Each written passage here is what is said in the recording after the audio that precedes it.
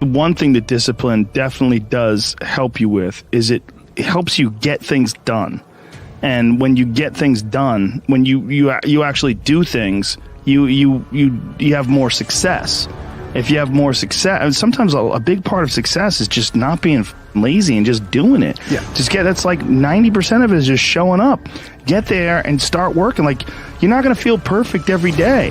If I only worked out when I felt good, I'd be a fat because there's a lot of days I don't want to do it. It's pretty much the same with everybody that actually gets good at something. There's got to be those days you push through, and they're probably going to be more numerous than the days you don't.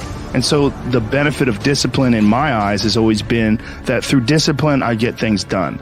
I always say that I'm like the most lazy, disciplined person I know because I don't want to do it. Yeah, but I always do.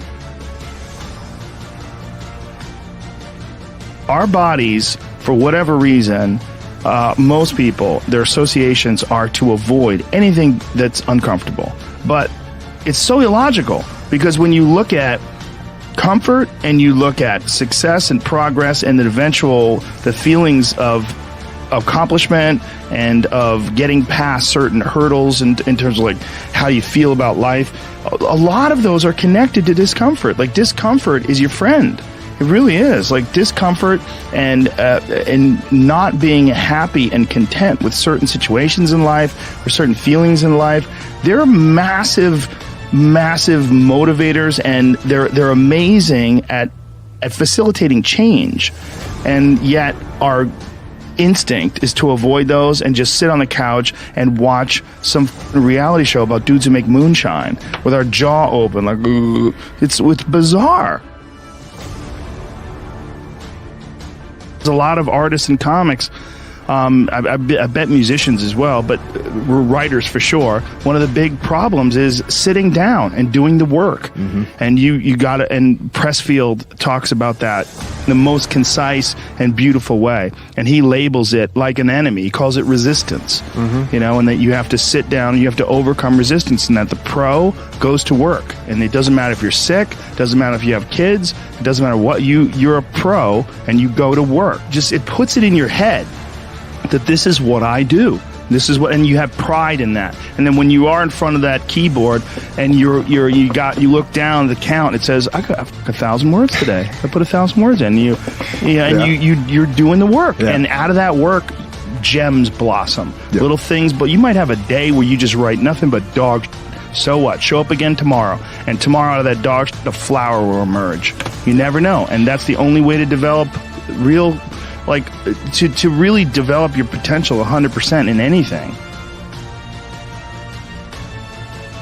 If I look back on anything I've ever done, mistakes I've ever made, paths that something that I put out that I didn't quite think, man, maybe I just waited 3 months before I released that, or maybe I should have, re-edited that blog post a couple more times before I put it online, or those things drive me crazy. Things that I've done have driven me crazy, but yelling at someone I didn't have to yell at them for, or whatever.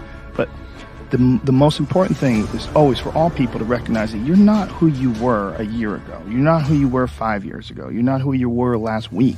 You're who you are now, and this is the only you have control over. So you got to regulate how much you dwell on regrets of the past. You really got to be careful, because it's good to have a little. Because my regrets, whether it's things of professional nature or the very few regrets friendship-wise, which is one thing that makes me very happy. But there's life is strange. There's a lot going on. There's a lot of factors happening in life. But for sure, who I am now wouldn't have ever happened if I didn't fuck up. If I didn't make those mistakes, I wouldn't have understand the importance of friendship and kindness. And if I hadn't been cruel at some point in my life, or someone hadn't been cruel to me, I wouldn't understand the beauty of love. I wouldn't understand the full range of it, because I hadn't felt the sting. If nobody ever punches you in the face, you don't really appreciate safety. Because a lot of people don't even understand what safety is. You think, oh, we're safe, but you are so not safe at any moment. And when someone's punched you in the face a bunch of times, and you've been in a street fight with some guy you barely knew, you got in an argument with him, there's something about regular safety that's sweeter. Yeah. It's more delicious. Yeah. It's more delicious.